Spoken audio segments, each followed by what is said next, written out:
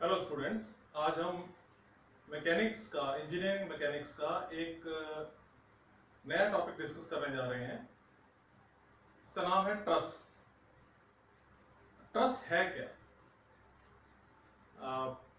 इस चीज को यूं समझा जाए कि हम बहुत सारे स्ट्रक्चर्स खड़े करते हैं, स्ट्रक्चर्स इरेक्ट करते हैं। डे टू डे लाइफ में हमने बहुत सारी चीजें देखी होंगी, जो बहुत बड़ी बड़ी बिल्डिंग्स हैं और ब्रिजेस हैं। तो ये सारी चीजें आती कहां से हैं? तो ये आती हैं इंजीनियरिंग स्ट्रक्चर्स के अंडर। तो इंजीनियरिंग स्ट्रक्चर्स बेसिकली है क्या? इंजीनियरिंग स्ट्रक्चर्स के तीन पार्ट होते हैं। ये सारे इंजीनियरिंग स्ट्रक्चर्स के पार्ट हैं। बिल्डिंग्स हैं, ब्रिजेस हैं, इंडस्ट्रीज के चिमनीज हो गई, इंडस्ट्रियल स्ट्रक्चर्स हो गए, हमारे जो घर बनते हैं, ये भी एक इंजीनियरिंग स्ट्रक्चर ही है।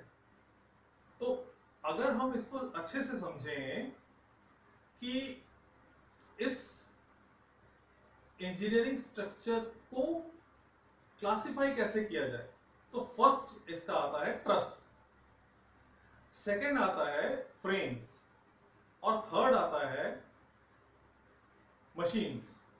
तो चलिए ट्रस को हम पहले डिफाइन करते हैं।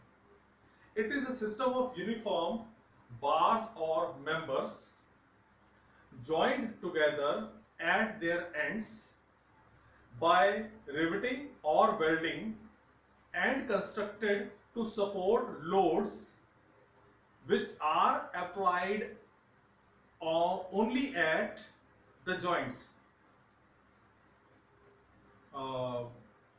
अब इसका फर्दर ये भी समझा जाए कि बार्स और मेंबर्स होते क्या हैं।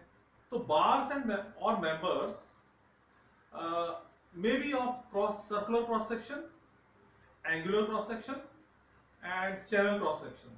तो circular cross section हो सकता है, angle cross section हो सकता है और channel cross section होता है।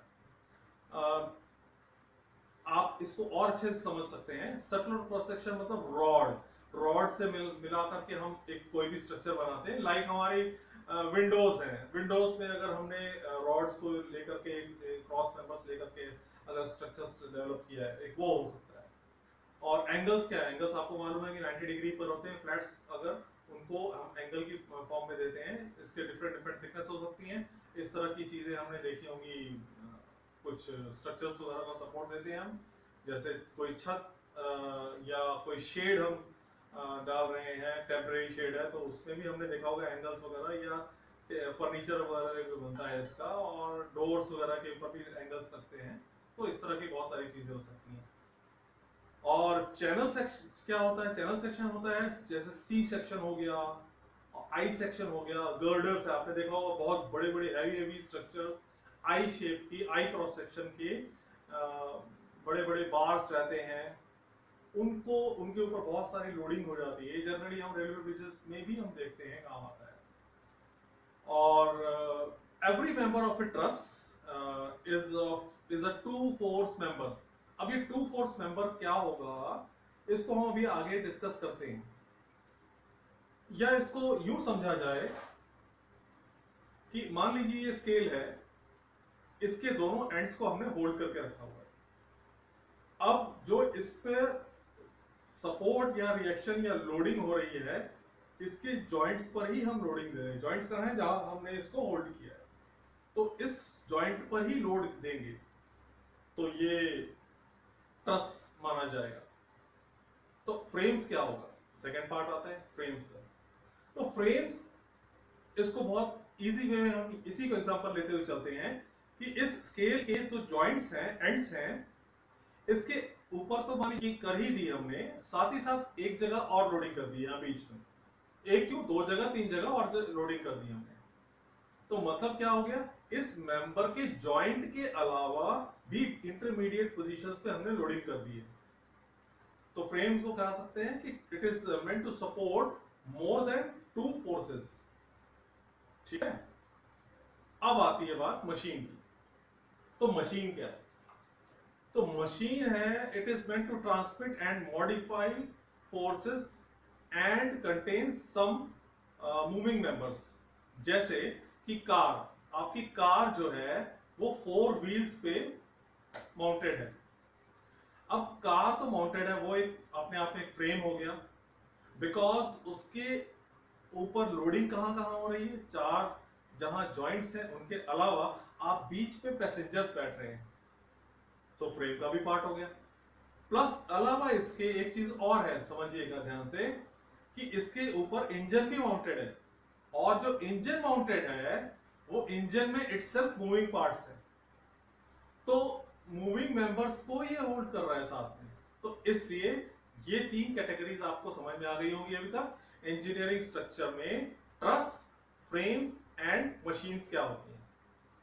चलिए अब थोड़ा आगे बढ़ते हैं। हम इस लेक्चर में ट्रस को स्टार्ट कर रहे थे, तो ट्रस बेसिकली है क्या।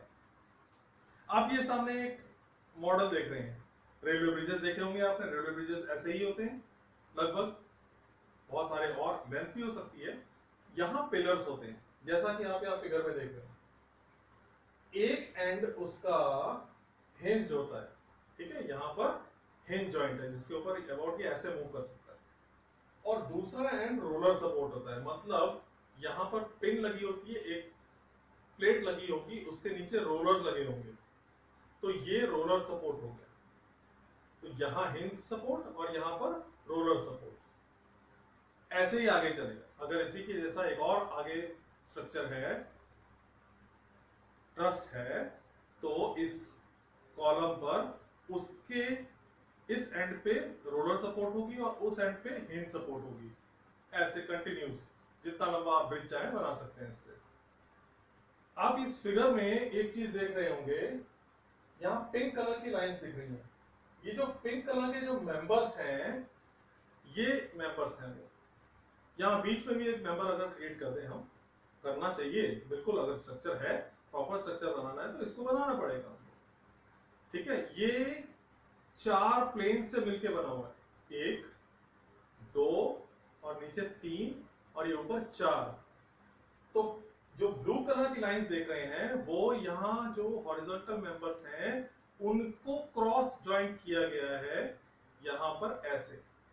तो ये ब्लू कलर की लाइंस आपको समझ में आ रही होंगी। नीचे आप ग्रीन कलर की लाइंस देख रहे हैं, ग्रीन कलर की लाइंस ये वाली, ये मेंबर्स हैं, मतलब यहाँ नीचे भी मेंबर होंगे और यहाँ भी मेंबर होंगे, कंटिन्यूअस चार मेंबर होंगे।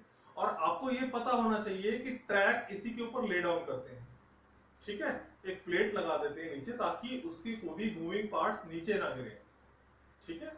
ट्रेन के बहुत सारे डायनामिक मूवमेंट के कारण बहुत सारे पार्ट्स लूज हो सकते हैं, कुछ भी हो सकता है, नीचे कोई अगर मूव कर रहा है, अंडरपास बना हुआ है तो उसके ऊपर जाके वो हिट करेगा, तो इसलिए हम प्लेट लगा देते हैं सो दैट उसके कोई भी मूविंग पार्ट नीचे ना गिरे, ठीक है। और उसके इस स्ट्रक्चर के इस पार्ट पे मेंबर्स, ये जो हॉरिजॉन्टल मेंबर्स यहाँ पे लगे होंगे, उसके ऊपर ट्रैक को ले डाउन करते हैं और उसके ऊपर से ट्रेन पास होती है। तो अब ये समझ में आ रहा होगा कि अगर ट्रैक इसके ऊपर ले डाउन किया जा रहा है, मतलब ये यहां पर जॉइंट जो है और यहां पर जो जॉइंट है, यहां पर मेंबर आ रहा है, यहां पर जो मेंबर है, इसके ऊपर अगर हमने ले किया है ट्रैक को, तो जॉइंट के ऊपर लोड कहां आया, यहां पर आया, ठीक है। इस ट्रस का यहां पर लोडिंग होगी, तो फ्रेम का एक पार्ट आ जाता है इसमें। अगर हमने बीच में लोडिंग कर दी है यहां पर, तो वो फ्रेम का पार्ट होगा, ठीक है। बट इसको भी बचने का एक तरीका है, हम इसको भी फ्रेम से बचा सकते हैं। अगर यहां पर नीचे मेंबर्स में भी हम जॉइंट्स कुछ क्रिएट करें और उसके उसी पॉइंट से अगर ट्रैक जा रहा होगा, तो वो अगेन वो ट्रस का पार्ट पे आ जाता है, ठीक है। ये चीज क्लियर हो गई होगी आपको। अब थोड़ा सा हम ये समझें, इसके और बेसिक कुछ रूल्स एंड रेगुलेशंस हैं, उसको हमको फॉलो करना होगा कि किसी भी ट्रस को जब डिजाइन करते हैं तो उसके कुछ पॉइंट्स हैं, उन पॉइंट्स को हम आगे आने वाले टाइम में अभी डिस्कस करेंगे। तो अभी तक हम ये जो इंजीनियरिंग मार्वल्स हैं, ये जो आपने देखा, अभी तक हम इंडियन इंजीनियर्स ने एक बहुत बड़ी अचीवमेंट की है। अभी वो अचीवमेंट ये है कि जम्मू से लेकर के बारामूला के बीच में world's tallest railway bridge construct किया है। It's almost about to complete. अगर अब ये हम 2020 की बात कर रहे हैं तो इसकी हाइट कितनी होगी ब्रिज की? कुतुब मीनार की हाइट कितनी है पहले तो ये समझा जाए। कुतुब मीनार है 72.5 मीटर्स, टॉवर की हाइट कितनी है? 320 मीटर्स। एंड इससे भी ऊंचा अगर कोई स्ट्रक्चर है तो हाईएस्ट इंजीनियरिंग हिस्ट्री में अभी तक जो ब्रिज बना है वो इंडिया ने बनाया है 359 मीटर्स का। और ये किसके ऊपर बना हुआ है? चिनाब रिवर है जो जम्मू एंड कश्मीर में फ्लो करती है, वहां से हमारे उस पार्ट से निकल के दूसरी कंट्री, नेबरिंग कंट्री में जाती है। तो उस चिनाब रिवर के ऊपर इतना बड़ा इंजीनियरिंग मार्वल क्रिएट करना एक बहुत बड़ी टास्क थी, बहुत बड़ा चैलेंज था, जो इंडियन इंजीनियर्स ने उसको सक्सेस बनाया। अब ये किसने डिजाइन किया? ठीक है, फिनलैंड की एक कंपनी है, उसने इसको डिजाइन किया, बट इसको इंप्लीमेंट करने में इंडियन ऑर्गेनाइजेशंस ने बहुत बड़ा, इंडियन इंस्टीट्यूट्स ने बहुत बड़ा रोल प्ले किया है इसमें। तो कौन कौन है और कौन कौन सी ऑर्गेनाइजेशंस हैं? तो steel authority of India limited ने इसके लिए स्टील प्रोवाइड किया है। इंडियन इंस्टीट्यूट ऑफ साइंसेस ने इसको टेक्नोलॉजिकल बैक कर दिया है। और किसने? आईआईटी रुड़की। आईआईटी रुड़की का सिविल इंजीनियरिंग सब जानते हैं कि एक बहुत वास्ट उनके पास इंफ्रास्ट्रक्चर फैसिलिटी है, लैब की टेस्टिंग फैसिलिटी है, बहुत बड़े बड़े प्रोजेक्ट्स उन्होंने सक्सेसफुल बनाए हैं। तो आप ये देख लीजिए, ये सारी चीजें मिलकर के एक इस चीज को अंजाम दे रही हैं, और ये हमारे हिस्ट्री में एक नाम लिखा गया है, और हम ये कहेंगे बड़े प्राउड से कि ये मेड इन इंडिया है।